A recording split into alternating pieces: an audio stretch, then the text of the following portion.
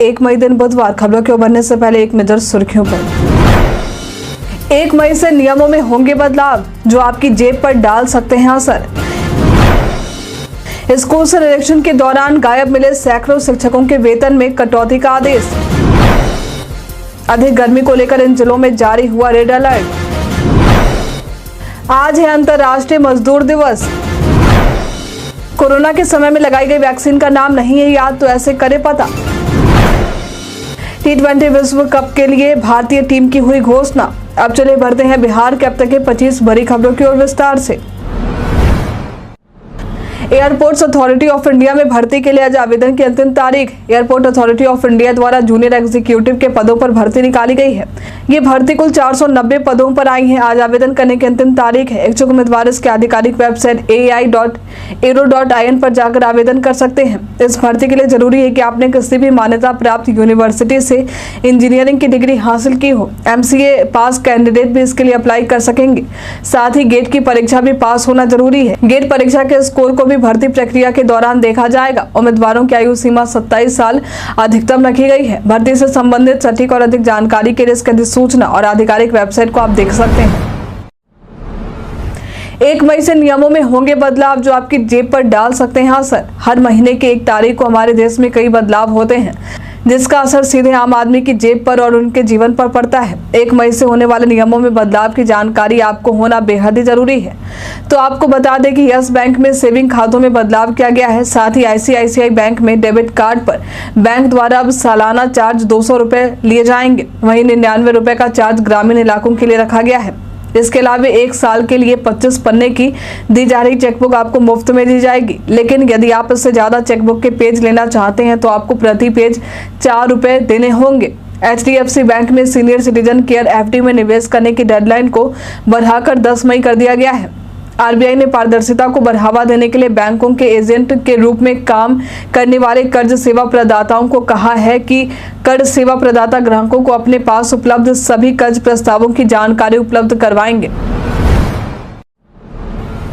Bihar pattern में आज हम बात करेंगे मिंटो टावर गिद्धौर के बारे में। ये टावर बिहार के जमुई जिले के गिद्धौर में स्थित है। इसका निर्माण यहाँ के तत्कालीन शासक रावनेश्वर प्रताप सिंह ने चौथे ब्रिटिश वायसराय लॉर्ड मिंटो के आगमन पर उनके स्वागत के लिए तोरण द्वार के रूप में वर्ष 1907 में करवाया था। वर्ष 1985 के बाद से राज परिवार द्वारा सरकार को दान के रूप में दे दिया गया, जिसके बाद कला संस्कृति और युवा विभाग ने इसे संरक्षित स्थल घोषित कर दिया था, जो आज भी ऐतिहासिक धरोहर के रूप में जाना जाता है। पहले इस द्वार पर लगे घंटे से टिक टिक की आवाज भी हर पहर आती थी। टिक टिक के इस आवाज से लोग समय से अवगत होते थे।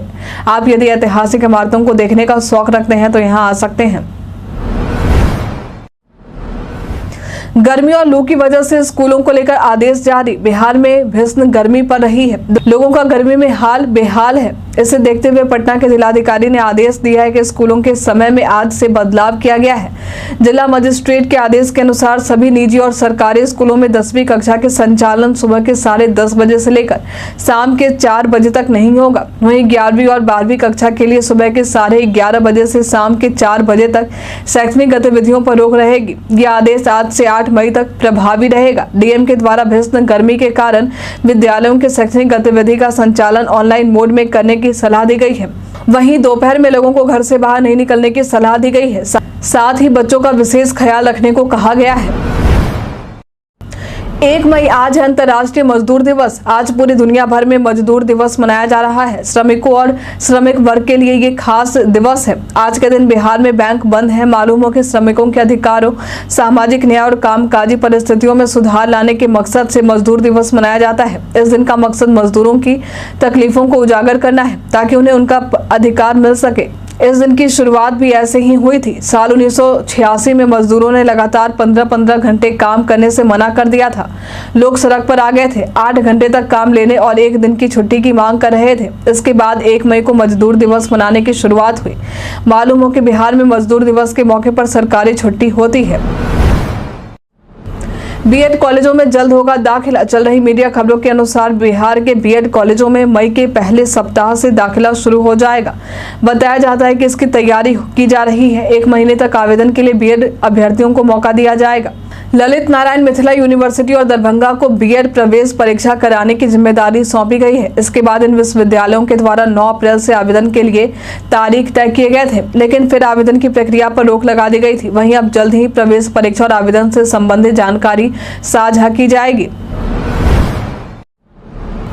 दाखिल खारिज की वेबसाइट में होंगे कई बदलाव। बिहार में दाखिल खारिज की मौजूदा वेबसाइट में कई तरह के बदलाव किए जाएंगे। जानकारी के मुताबिक दाखिल खारिज में आई समस्या के बाद ये फैसला लिया गया है। बताया जाता है कि अब दाखिल खारिज के लिए वेबसाइट पर ऑनलाइन आवेदन करने के समय ही इसमें सुधार का मौका दिया जाएगा। इससे लोगों को आसानी होगी और परेशानी का सामना नहीं करना पड़ेगा। दाखिल खारिज की वेबसाइट को लोगों के लिए और आसान बनाने की पूरी तैयारी की जा रही है। राजस्व एवं भूमि सुधार की ओर से इसकी कवायद तेज कर दी गई है। वेबसाइट पर कई बदलाव होंगे। स्कूल से निरीक्षण के दौरान गायब मिले सैकड़ों शिक्षकों के वेतन में कटौती का आदेश। बिहार में निरीक्षण के दौरान स्कूल से गायब मिले सैकड़ों शिक्षकों के वेतन में कटौती का आदेश है। मालूम हो कि राज्य में गर्मी के दौरान स्कूलों में विशेष कक्षाओं का संचालन हो रहा है।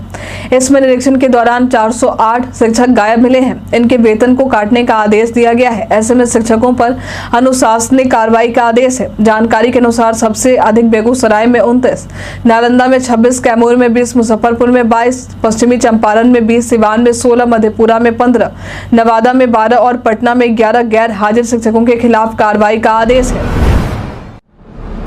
बिहारी पहचान में आज हम बात करेंगे सैयद हसन अस्करी के बारे में। सैयद हसन अस्करी एक भारतीय इतिहासकार थे।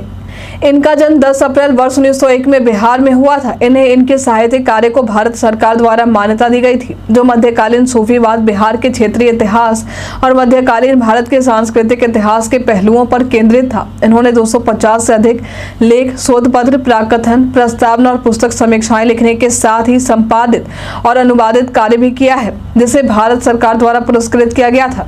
इन्हें इनके सराहनीय कार्यों के लिए पद्मश्री से भी सम्मानित किया गया था। कोरोना के समय में लगाई गई वैक्सीन का नाम नहीं है याद, तो ऐसे करे पता। मीडिया में चल रही खबरों के अनुसार कोविशील्ड वैक्सीन को तैयार करने वाली कंपनी ने खुद इस बात का खुलासा किया है कि वैक्सीन के साइड इफेक्ट हो सकते हैं। इसमें ब्लड क्लॉटिंग जैसी समस्या शामिल है। इसके बाद कई लोगों के बीच कंफ्यूजन की स्थिति पैदा हुई है। कई ऐसे लोग हैं जिन्हें याद नहीं है कि उन्होंने कोरोना के समय में कौन सी वैक्सीन लगाई थी, या वो इस बात को भूल चुके हैं, तो घर बैठे इसे चेक कर सकते हैं। इसके लिए आपको वेबसाइट https://self-registration.cowin.gov.in पर विजिट करना होगा। इसके बाद अपने मोबाइल नंबर से लॉगिन करना है। इसके बाद OTP डालते ही वैक्सीनेशन से संबंधित जानकारी आपको मिल जाएगी। आरोग्य सेतु या फिर डिजी लॉकर ऐप के जरिए भी वैक्सीन का सर्टिफिकेट डाउनलोड किया जा सकता है। लू से शिक्षक की जान जाने के मामले में बिहार माध्यमिक शिक्षक संघ आक्रोशित। बिहार में मुजफ्फरपुर जिले के महावीर उच्चतर माध्यमिक विद्यालय मटिहानी के शिक्षक डॉक्टर अविनाश कुमार के स्कूल से लौटने के दौरान लू लगने के कारण जान चली। इस घटना पर माध्यमिक शिक्षक संघ आक्रोशित है। इनका कहना है कि शिक्षा विभाग के द्वारा गर्मी के दौरान शिक्षकों और बच्चों को स्कूल आने के लिए विवश किया गया है। शिक्षकों से इस दौरान काम लिया जाना अव्यवहारिक और अन्यायपूर्ण है। सरकार की ओर से भीषण लू को लेकर अलर्ट जारी किया गया है। दूसरी ओर शिक्षकों और मासूम बच्चों को भरी धूप में स्कूल जाना पड़ रहा है। माइलस्टोन के रंग बिरंगे होने की जाने वजह। माइलस्टोन रंग बिरंगे होते हैं। रास्ते में साइन बोर्ड होता है जिसमें ये बताया जाता है कि किस जगह की दूरी कितनी होती है, आपको किस जगह के लिए किस तरफ से जाना है। इससे आपको ये भी पता चल जाता है कि सड़क के किनारे रंग बिरंगा पत्थर लगे होते हैं। इसे माइलस्टोन कहते हैं। इस पर जगह की दूरी बताई जाती है। अलग अलग रंग का होता है। अगर ये हरे रंग का होता है तो उसका मतलब है कि सड़क राज्य हाईवे है। अगर आपको पीले रंग का माइलस्टोन दिखता है तो ये नेशनल हाईवे है। अगर सड़क के किनारे नीले, सफेद या फिर काले रंग का माइलस्टोन दिखे तो उसका मतलब है कि आप किसी बड़े जिले या शहर में हैं। के पाठक ने बिहार के सभी जिलों के डीओ और डीपीओ के वेतन पर लगाई रोक। बिहार शिक्षा विभाग के अपर मुख्य सचिव के पाठक ने बड़ी कार्रवाई की है। इन्होंने राज्य में सभी जिलों के डीओ और डीपीओ के अगले आदेश तक वेतन पर रोक लगा दिए हैं। अगले आदेश तक इनके वेतन पर रोक लगाई गई है। बताया जाता है कि बिहार लोक सेवा आयोग के द्वारा नियुक्त करीब 1000 शिक्षकों के वेतन भुगतान नहीं होने के बाद शिक्षा विभाग की ओर से ये कार्रवाई हुई है। शिक्षा विभाग के द्वारा कहा गया है कि जल्द ही शिक्षकों के वेतन का भुगतान करें। इसके बाद आपके वेतन का भुगतान किया जाएगा। जानकारी के अनुसार वेतन भुगतान से संबंधित कार्य प्रगति की समीक्षा के बाद ये निर्णय विभाग के द्वारा लिया गया है।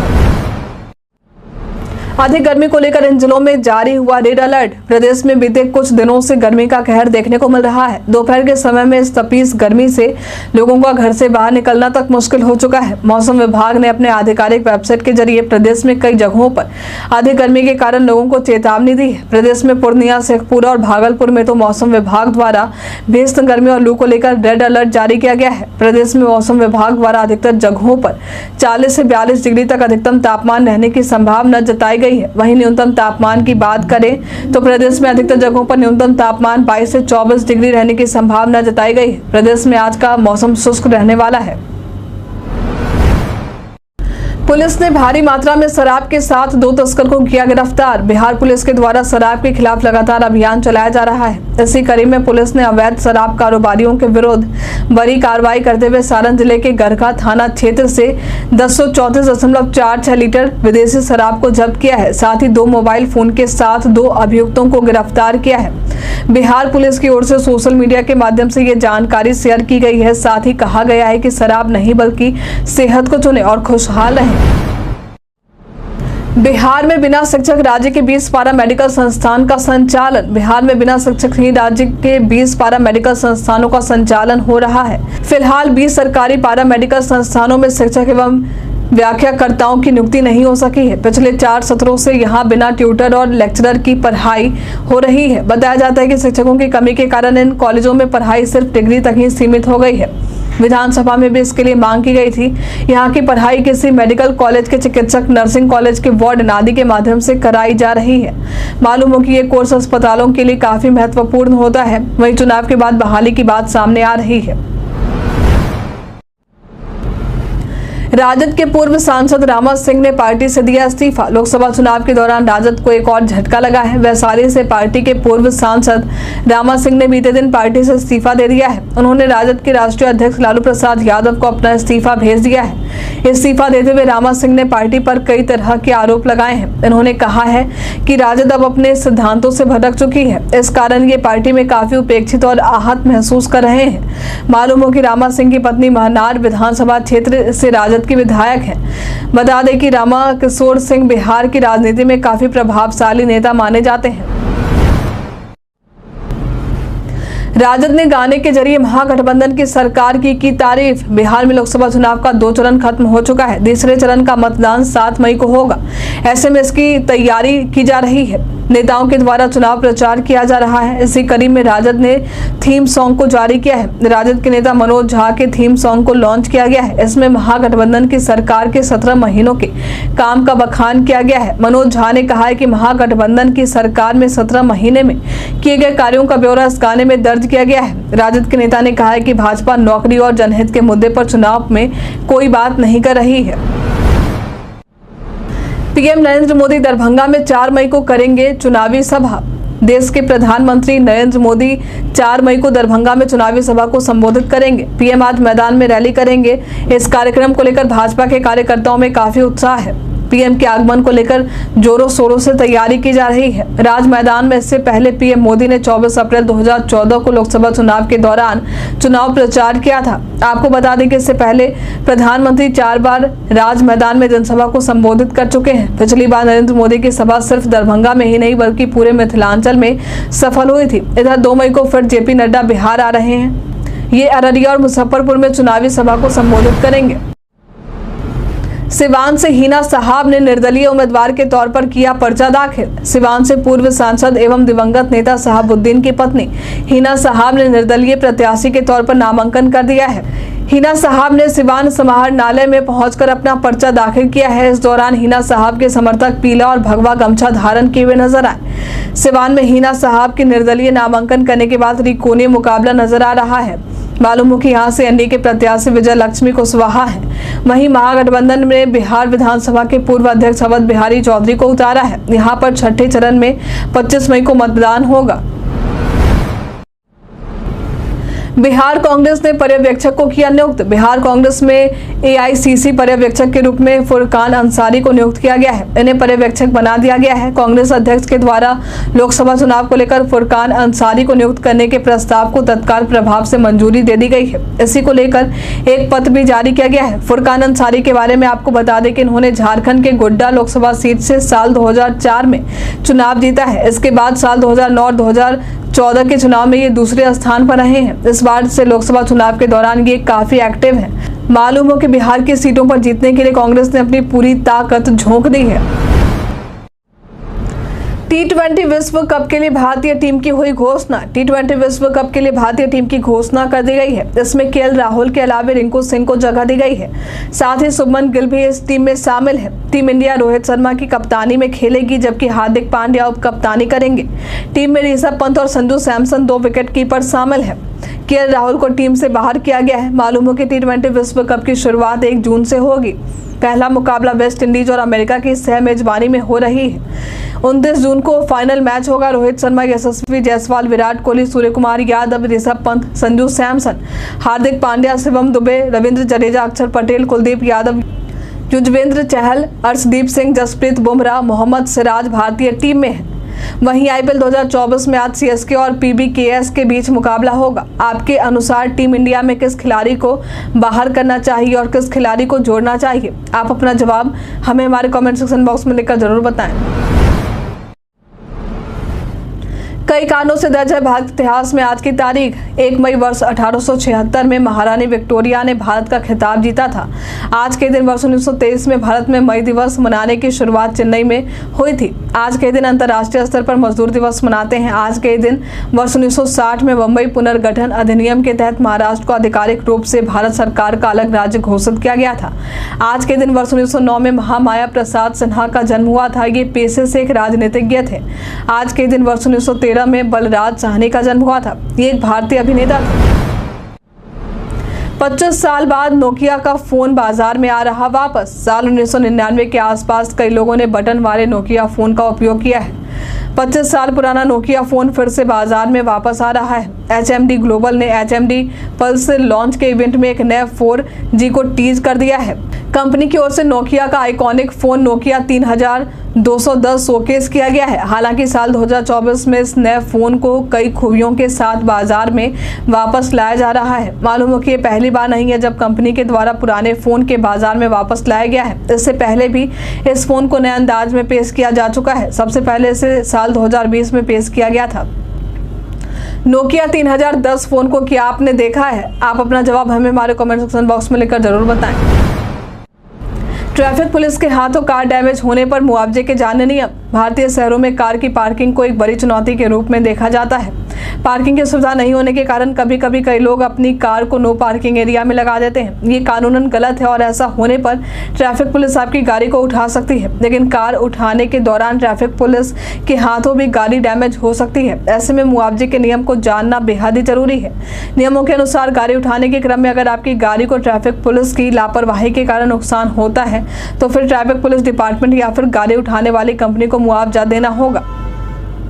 हम प्रतिदिन आपसे 5 ऐसे जरूरी सवाल पूछेंगे और उसके जवाब बताएंगे जो कि बीपीएससी, बिहार पुलिस दरोगा समेत एसएससी जैसे नए प्रतियोगी परीक्षाओं में काम आएंगे। सवाल इतिहास, बिहार स्पेशल, विज्ञान, करंट अफेयर्स और भूगोल से रहेंगे। पूछे गए 5 सवालों में आपने कितना सही उत्तर दिया है हमें कमेंट करके जरूर बताएं। तो हमारा पहला सवाल है, वंदे मातरम किसने लिखा था? ऑप्शन ए रविंद्रनाथ टैगोर ने, ऑप्शन बी है बंकिम चंद्र चटर्जी ने, ऑप्शन सी है शरत चंद्र चट्टोपाध्याय ने, ऑप्शन डी इनमें से कोई नहीं। इसका सही उत्तर है बंकिम चंद्र चटर्जी ने। 1946 में तेभेगा आंदोलन कहाँ हुआ था? ऑप्शन ए है महाराष्ट्र, ऑप्शन बी है तमिलनाडु, ऑप्शन सी है कर्नाटक, ऑप्शन डी है बंगाल। इसका सही उत्तर है बंगाल। भारतीय राष्ट्रीय कांग्रेस के पहले ब्रिटिश अध्यक्ष कौन थे? ऑप्शन ए है विलियम वेडरबर्न, ऑप्शन बी है जॉर्ज यूल, ऑप्शन सी है एओ ह्यूम, ऑप्शन डी है हेनरी कॉटन। इसका सही उत्तर है जॉर्ज यूल। बिहार विधानसभा की स्थापना संविधान के किस अनुच्छेद के तहत हुई थी? ऑप्शन ए अनुच्छेद 170, ऑप्शन बी है अनुच्छेद 171, ऑप्शन सी है अनुच्छेद 169, ऑप्शन डी है अनुच्छेद 173। इसका सही उत्तर है अनुच्छेद 170। बिहार में 1938 में कहां पर अखिल भारतीय मुसलमान छात्र सम्मेलन हुआ था? Option A Munger, option B है मुजफ्फरपुर, ऑप्शन सी है चंपारण, ऑप्शन डी है पटना। इसका सही उत्तर है पटना। बीते दिन हमारे द्वारा पूछे गए सवाल का आप लोगों में से बहुत सारे लोगों ने अपना जवाब हमें हमारे कमेंट सेक्शन बॉक्स में लिखकर दिया था। जिन्होंने हमारे द्वारा पूछे गए सवाल का जवाब देने के नाम है विकास दास, बम्बम कुमार, रंजीत मिश्रा, पवन सिंह, जितेंद्र ठाकुर, राजेश पटेल, रवि कुमार राम, रंजीत मिश्रा, रितेश यादव, मोहम्मद साकिर हुसैन, अतीक खान। इसके साथ ही बढ़ते आज के सवाल की और आज का सवाल है, आपके अनुसार बढ़ती आबादी को नियंत्रित करने के लिए सरकार को क्या क्या कदम उठाने चाहिए? हमें कमेंट में लिखकर जरूर बताएं। आज के लिए इतना ही। बिहार की तमाम खबरों के साथ बने रहने के लिए देखते रहे बिहारी न्यूज। और साथ ही अगर आप यूट्यूब से देख रहे हैं तो चैनल को लाइक करना और सब्सक्राइब करना। अगर आप फेसबुक से देख रहे हैं तो पेज को फॉलो करना ना भूलें। धन्यवाद।